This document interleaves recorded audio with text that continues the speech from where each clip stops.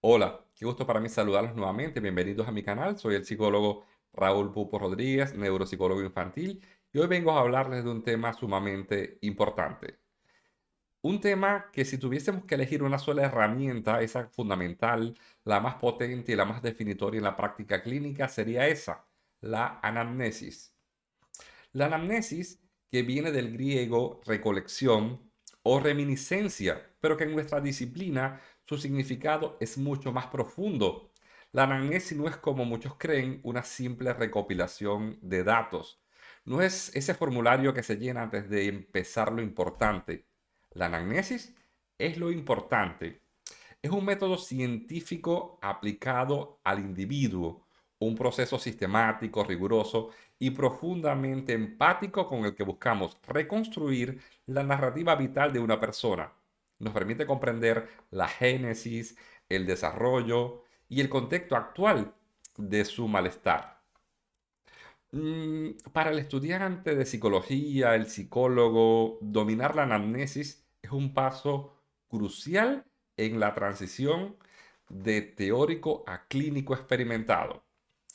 Es comprender esa competencia que amalgama conocimientos, técnicas, artes y requiere un profundo entendimiento de la psicopatología del desarrollo, la neurobiología, la teoría de los sistemas, pero también exige habilidades interpersonales agudas, la capacidad de escucha activa, de formular preguntas que abran en lugar de cerrar, de mostrar empatía, una empatía no enjuiciadora, así como tolerar ambigüedades y la complejidad inherente a la experiencia humana.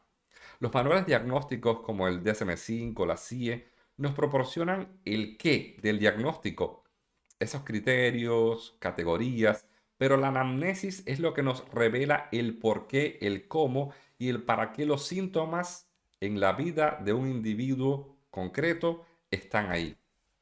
Vamos a revisar en este vídeo una exploración sobre la anamnesis en psicología.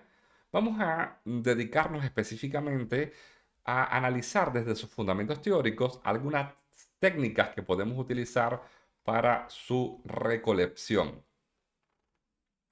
La anamnesis, como ya hemos hablado, es un método científico. Es en su estructura un reflejo directo de ese método científico aplicado al estudio de caso único. Este paralelismo es lo que lo dota de un proceso de rigor y lo diferencia de una mera charla empática, incluso de otros tipos de entrevista. La anamnesis es una entrevista, pero no todas las entrevistas son anamnesis. Vamos a analizar primero la observación y recopilación de datos. Es la fase inicial de la anamnesis. Es una recopilación sistemática de datos fenomenológicos. El clínico escucha, registra el motivo de consulta, los síntomas, la frecuencia, duración, intensidad. Esta fase debe ser lo más descriptiva y ateórica posible, donde vamos a capturar esas experiencias subjetivas del paciente y nos vamos a informar de terceros, familiares, maestros, personas que les rodeen. Todo esto nos va a ayudar a la formulación de una hipótesis diagnóstica. A medida que vamos recopilando todos esos datos, el clínico comienza a generar hipótesis. Estas hipótesis iniciales son diagnósticos que posteriormente los vamos a tener que someter a un proceso. Por ejemplo, ante un niño con una inatención y un bajo rendimiento, las hipótesis podían incluir trastorno por déficit de atención, un trastorno por ansiedad, un trastorno específico del aprendizaje o incluso secuelas de algún trauma. Cada hipótesis representa un modelo explicativo potencial para los datos observados. Y es aquí donde el psicólogo tiene que ir armando las piezas de ese rompecabezas y tiene que ir poniendo a prueba las hipótesis mediante inferencias clínicas. Esta es la fase más activa y crítica de la anamnesis, donde el clínico no se limita a recoger datos que confirmen su hipótesis preferida, un error conocido como sesgo de confirmación, sino que busca activamente tanto evidencia confirmatoria como disconfirmatoria. para cada una de las hipótesis de ese diagnóstico o de esas hipótesis diagnósticas. Si la hipótesis del TDAH, se preguntará por la pervasividad de los síntomas en diferentes contextos o por la presencia antes de los 12 años, pero también preguntará por preocupaciones, rumiaciones, síntomas somáticos para poner a prueba, por ejemplo, el posible diagnóstico de la ansiedad. Mm, Evidencia confirmatoria para algunos cuadros, para analizar qué sintomatología está presente o no. Es decir, es todo un proceso de diagnóstico diferencial. Por último, vamos a esa conclusión y formulación del caso. Al final del proceso, el clínico va a estar integrando toda esa información para llegar a conclusiones un poco más mm, parsimoniosas y mejor sustentadas. Esta conclusión no es solo una etiqueta diagnóstica, sino una formulación del caso, una narrativa explicativa que integra los factores predisponentes, precipitantes y que han mantenido el problema basándose en toda esa información histórica que hemos estado recopilando. El clínico debe estar constantemente consciente de los sesgos cognitivos que pueden contaminar el proceso, como el efecto anclaje, por ejemplo, dar demasiado peso a la primera información recibida, o el error de atribución fundamental, atribuir los problemas o rasgos de personalidad en lugar de a factores situacionales. Y es aquí donde también entramos en el modelo biopsicosocial como ese marcador o ese marco organizador. La anamnesis moderna está ligada al modelo biopsicosocial, marco que obliga al clínico a investigar sistemáticamente los tres dominios interconectados para poder obtener una comprensión holística de nuestro paciente o del sujeto que estamos entrevistando. Una anamnesis que omita cualquiera de estos tres dominios es por definición incompleta. Por ejemplo, en la dimensión biológica vamos a estar explorando los factores físicos, genéticos, que pudiesen estar causando o que pueden ser consecuencia de los problemas psicológicos o que pueden estar ocasionando problemas psicológicos, historias médicas, historia perinatal, uso de sustancias o medicamentos, historia familiar donde que se construye ese genograma y se investiga la presencia de trastornos mentales, médicos, en familiares de primer y segundo grado, dado que tienen un alto índice hereditario en la mayoría de los trastornos mentales y también algunas enfermedades de tipo médica como las de las tiroides, enfermedades como diabetes, que pueden brindar o que pueden hacer que aparezcan algunas sintomatologías que se solape con trastornos mentales. Factores biológicos, se pregunta por los patrones de sueño, alimentación, actividad física. Todo esto es sumamente importante tenerlo en cuenta en la dimensión biológica. En cuanto a la dimensión psicológica, que es el núcleo de la anamnesis psicológica, aquí vamos a estar explorando el mundo interno y el desarrollo del individuo. Historia del desarrollo. Aquí se reconstruye la adquisición de los hitos motores, del lenguaje, las relaciones sociales, se explora el temperamento, los patrones de apego, todo lo que tiene que ver con el funcionamiento cognitivo, la historia académica, las capacidades de aprendizaje, la atención, memoria. Funciones ejecutivas a través, por ejemplo, de algunos relatos del paciente sobre su funcionamiento diario, funcionamiento emocional, donde exploraremos la capacidad de regulación emocional, el rango de esos afectos, el estado de ánimo predominante y la historia de episodios afectivos que nuestro paciente pueda manifestar. Así como también es importante analizar toda historia de salud mental o psiquiátrica pasada. Se documentan episodios previos de malestar, diagnósticos anteriores, si ha recibido algún tipo de tratamiento con psicoterapia, psicofármacos y las respuestas que ha tenido a los mismos. Por último, la dimensión social. Esta área examina los sistemas y contextos en los que el individuo está inmerso. Sistema familiar. Se explora la estructura familiar, la calidad de las relaciones, los estilos de comunicación, los roles dentro de la familia, la red de apoyo social. Se indaga sobre amistades, relaciones de pareja, el contexto cultural y espiritual, los valores culturales, identidades, creencias religiosas o espirituales y cómo estos influyen en la comprensión del problema y las estrategias de afrontamiento que tiene nuestro paciente. Y también es importante tener en cuenta los estresores ambientales. Hablamos acá de la situación económica, la estabilidad laboral, de vivienda, la exposición a la discriminación o la violencia comunitaria a la cual puede estar sometido. Es decir, este análisis biopsicosocial es el corazón de la anamnesis, dado que nos va a brindar toda la información que vamos a necesitar para obtener ese perfil lo más completo posible del sujeto evaluado. Otro aspecto importante es que aunque la anamnesis es una herramienta cualitativa, los principios psicométricos de fiabilidad y validez son cruciales para evaluar su rigor y calidad. La fiabilidad se refiere a esa consistencia de la información obtenida y por eso tendríamos que tener acá algunos aspectos a tener en cuenta. Llegarían dos clínicos diferentes a conclusiones diagnósticas similares tras entrevistar al mismo paciente, es decir, si un colega suyo hiciese la misma anamnesis, ¿llegaría a su misma conclusión? Es una pregunta que tenemos que hacer y además tenemos que tener presente en nuestra investigación. El uso de entrevistas semiestructuradas y estructuradas va a aumentar drásticamente esta fiabilidad al estandarizar las áreas a explorar y los criterios a evaluar. También podríamos preguntarnos, ¿se obtendría la misma información si se entrevistara al paciente en dos momentos cercanos en el tiempo? Esto puede verse afectado por el estado de ánimo del paciente o por el desarrollo también de la alianza terapéutica. En cuanto a la validez, tenemos que tener en cuenta que se refiere a esa precisión o veracidad de la información que obtenemos. Tenemos que preguntarnos, ¿cubre la anamnesis todos los dominios relevantes del funcionamiento de la persona? Una anamnesis basada en el modelo biopsicosocial tiene una alta validez de contenido. En cuanto a la validez convergente, la información obtenida en la anamnesis concuerda con otras fuentes escolares, escalas de calificación, evaluaciones neuropsicológicas.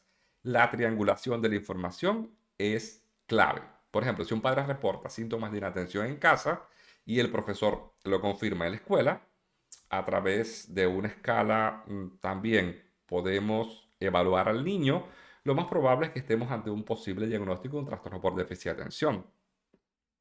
En cuanto a la validez predictiva, ¿en qué medida la información de la anamnesis predice el curso del trastorno o la respuesta al tratamiento?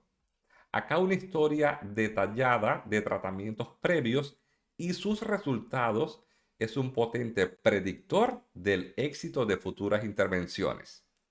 Es un desafío importante y es esta variación en cuanto al informante. Es común que padres, maestros puedan ofrecer algunas visiones diferentes del comportamiento del niño. Lejos de ser un problema, estas discrepancias son un dato clínico valioso porque pueden reflejar la dependencia del comportamiento del niño en cuanto al contexto. El niño funciona de manera diferente en casa y en la escuela, o sesgos del informante. La tarea del clínico no es decidir quién tiene la razón, sino integrar ambas perspectivas en una formulación coherente.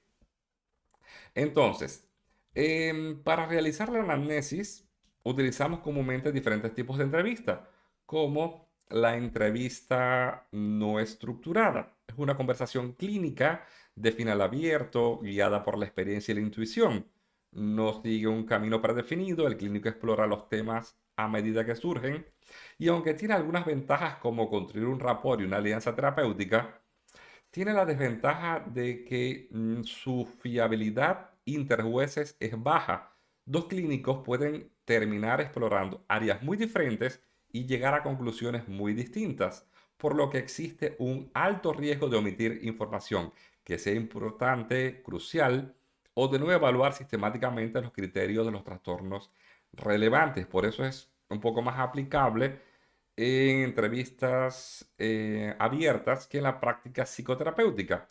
A veces se suele utilizar después de la evaluación inicial. En cuanto a la entrevista estructurada, consiste en un conjunto de preguntas estandarizadas que prácticamente se leen textualmente al paciente, donde el clínico registra las respuestas en un formato predefinido, a menudo con un algoritmo de puntuación que conduce a un diagnóstico. Si bien tiene la ventaja de su alta fiabilidad y validez diagnóstica, asegura que todos los criterios para los principales trastornos sean evaluados de forma sistemática. Es la herramienta de elección para las investigaciones epidemiológicas y los ensayos clínicos, pero en cuanto a desventajas puede ser rígida, larga y sentirse a veces como un interrogatorio, lo que puede dificultar bastante el rapport, no permite la exploración de matices o de áreas no incluidas en el protocolo. Se usa mucho en investigación, pero en la práctica clínica no resulta del todo útil. Y es aquí donde vamos a esa entrevista semiestructurada, en la cual presenta el punto medio ideal, combinando lo mejor de ambos mundos. El clínico sigue una guía de temas o áreas a explorar, pero tiene la flexibilidad de formular preguntas con sus propias palabras, hacer preguntas de seguimiento y alterar el orden del flujo de la conversación. Por ende, tiene como ventaja de que nos brinda un excelente equilibrio entre fiabilidad y validez. Asegura además una cobertura comprensiva en las áreas diagnósticas clave, mejorando de esta forma la fiabilidad respecto a la entrevista no estructurada, pero mantiene la flexibilidad necesaria para construir una buena alianza terapéutica y explorar en profundidad la narrativa del paciente.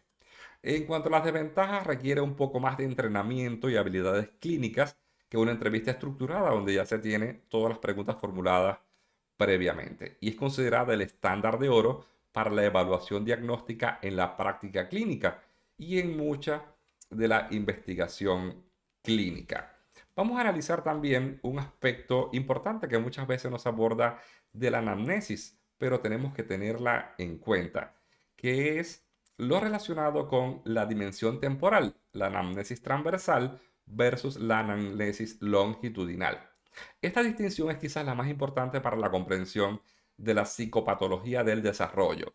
En una anamnesis transversal nos centramos en el estado actual del paciente. Es como una fotografía o un corte transversal de los síntomas, el funcionamiento de los estresores del paciente en el presente y en el pasado más reciente, un mes, algunas semanas.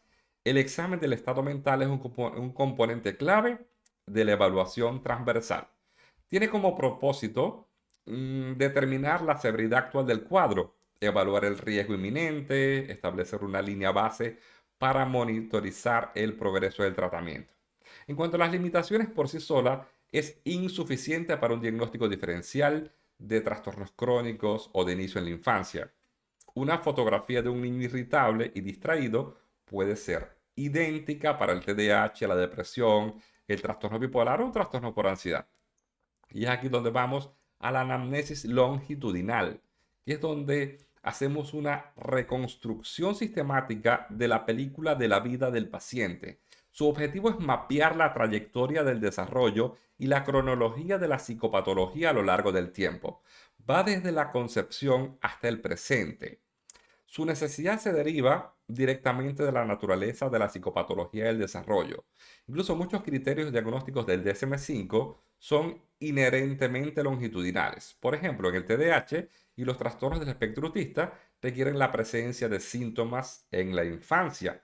Además, algunos criterios de curso, la diferenciación entre un episodio depresivo mayor y un trastorno depresivo persistente crónico depende de la duración de los síntomas. La distinción entre el TDAH y un trastorno bipolar, que es episódico, se basa también en el patrón temporal de los síntomas. En cuanto a la secuencia causal, permite hipotetizar sobre las relaciones causales entre los problemas. La ansiedad social llevó al abuso de una sustancia o el abuso de una sustancia generó problemas sociales y también ansiedad. La cronología de la aparición de los síntomas es la mejor evidencia para responder a esta pregunta. Entonces requiere una investigación activa y detallada de la historia del desarrollo, es decir, los hitos, la historia médica, la adaptación escolar a lo largo de los años, la historia de las relaciones interpersonales y la evolución de los síntomas de salud mental. es el núcleo de la diferenciación de condiciones que imitan a otras y de la comprensión de la interacción entre vulnerabilidades y estresores a lo largo de la vida. En la práctica, una evaluación completa va a integrar ambas dimensiones. Se comienza con esa exploración transversal del problema actual y luego se expande hacia una anamnesis longitudinal para contextualizarlo, entender su origen y diferenciarlo de otras condiciones. Entonces, ¿qué estructura podríamos tener en una anamnesis? Pues bien, la anamnesis debe adaptarse a las necesidades de cada uno de nuestros pacientes. Una anamnesis comprensiva debe ser sistemática para asegurar que no se omita ninguna información vital. La siguiente estructura se basa en el modelo biopsicosocial, que es un estándar en la práctica clínica. Aunque la vamos a ver de forma lineal, la recopilación de la información puede ser más fluida. Tenemos que, primeramente, recoger los datos de identificación o demográficos: nombre, fecha de nacimiento, género, dirección, estado civil, ocupación, nivel de estudios, así como fuentes de información familiar, como podría ser grado de fiabilidad, mm, pacientes, familia. Posteriormente se registra el motivo de consulta. Se registra textualmente entre comillas. La razón es porque el paciente busca ayuda. ¿Qué es lo que le trae aquí? ¿Por qué viene a consulta? ¿En qué puedo ayudarlo? Por ejemplo, vengo porque mi hijo de 8 años no puede quedarse quieto en clase y la profesora dice que vive en su propio mundo. De ahí pasamos a la historia de la enfermedad actual. En esta sección ya vamos a detallar el problema actual y se explora la cronología y la fenomenología de los síntomas principales. Vamos primeramente al inicio, cuando empezaron exactamente los síntomas. ¿Fue gradual o fueron súbitos? ¿Dónde se manifiestan los problemas? ¿En la casa, en la escuela, en el trabajo? ¿Cuánto duran los episodios de los síntomas? La descripción cualitativa, es decir, cómo es la ansiedad, es física, es cognitiva. De igual forma, hay factores agravantes o atenuantes que empeoran los síntomas, que los mejora. También tenemos la irradiación, cómo afectan los síntomas a otra esfera de la vida, como lo social, lo escolar, lo familiar, lo laboral. La temporalidad ocurre en algún momento particular del día, sigue algún patrón. Y por último, de esta cápita, la severidad, qué tan graves son los síntomas. Por ejemplo, en una escala del 1 al 10, ¿qué impacto funcional tienen? Luego tenemos que recoger la historia psiquiátrica o de salud mental pasada, si han existido episodios previos de síntomas similares, si han habido diagnósticos psiquiátricos anteriores, hospitalizaciones psiquiátricas voluntarias o involuntarias, intentos de suicidios, autolesiones, tratamientos previos con psicoterapia, tipo, duración, resultados, si ha habido algún tipo de tratamiento farmacológico por parte de psiquiatría, tiempo del tratamiento, efectos secundarios, si fue eficaz o no, para pasar a la historia médica: condiciones médicas relevantes, actuales y pasadas, historia perinatal, complicaciones que pudieron existir en el parto, en el embarazo, si el paciente tuvo cirugías, hospitalizaciones, lesiones, si tiene alergias, si toma algún tipo de medicación actual, el nombre, la dosis, el motivo. Luego vamos a esa historia del desarrollo, ese núcleo longitudinal, donde vamos a explorar los hitos del desarrollo psicomotor, del lenguaje, temperamento en la infancia, la historia del apego y la relación con los cuidadores primarios. Tenemos también que analizar la adaptación y el rendimiento escolar a lo largo de los años, desarrollo de las relaciones con los pares y el desarrollo psicosexual. Explorar la historia familiar también es un dato sumamente importante. Siempre que sea posible, la construcción de un genograma, al menos 3 generaciones, para determinar la historia de trastornos psiquiátricos, abuso de sustancias, si hubo algún tipo de suicidio en la familia, enfermedades médicas relevantes en las familias que puedan ser hereditarias, así como la descripción de la dinámica familiar, estilos de crianza, eventos vitales y familiares que puedan ser significativos. Pasamos a la historia personal y social. Acá vamos a hablar un poco e investigar sobre la educación, formación, historia laboral, relaciones de pareja y amistades, si ha tenido historia de abuso de sustancias, alcohol, drogas, tabaco, si ha tenido algún tipo de historia legal, problemas con la ley, arresto, el contexto cultural, religioso, espiritual, intereses, hobbies, fortalezas que haya tenido nuestro paciente. Después de esto debemos pasar al examen del estado mental, que es una descripción transversal del estado mental del paciente en el momento de la entrevista. Es la parte observacional de la evaluación, como la apariencia y la conducta, el aspecto físico, el nivel de conciencia, contacto visual, el habla, la velocidad, el volumen, el tono, la fluidez, el estado de ánimo, es decir, el estado emocional interno y sostenido que reporta nuestro paciente. Además, cómo expresa los afectos, su estado emocional, el procesamiento del pensamiento, es decir, el flujo y la organización de las ideas es lógico, es coherente, es circunstancial, hay fuga de ideas, hay problemas de contenido del pensamiento, cómo es la percepción, hay algún tipo de alteraciones en las percepciones, la cognición como nivel de alerta, orientación en tiempo, lugar y persona, la atención, concentración, memoria, la introspección, es decir, la conciencia y comprensión del paciente sobre su enfermedad y el juicio, la capacidad que tiene el paciente para tomar decisiones adecuadas y actuar de forma apropiada en situaciones sociales. Como hemos visto, la anamnesis psicológica, cuando se realiza con un rigor metodológico y la sensibilidad humana, es la herramienta más poderosa de la psicología clínica. Hemos desglosado su fundamento como un proceso científico con su anclaje en el modelo biopsicosocial y su dependencia de los principios de fiabilidad y validez. Hemos hecho un recorrido por los diferentes momentos que vamos a estar investigando y explorando en la vida de nuestro paciente. La estructura para la elaboración no es un corte rígido, sino es un andamiaje que asegura que nuestro paciente nos pueda revelar toda la información que nos pueda ayudar a entender su motivo de consulta. Gracias por llegar hasta el final del video. Espero que te haya resultado de mucha utilidad. Por favor, no olvides suscribirte, regalarme un like y dejar en los comentarios qué te parece la técnica de la anamnesis y esta metodología que te propongo. Nos vemos en un próximo video.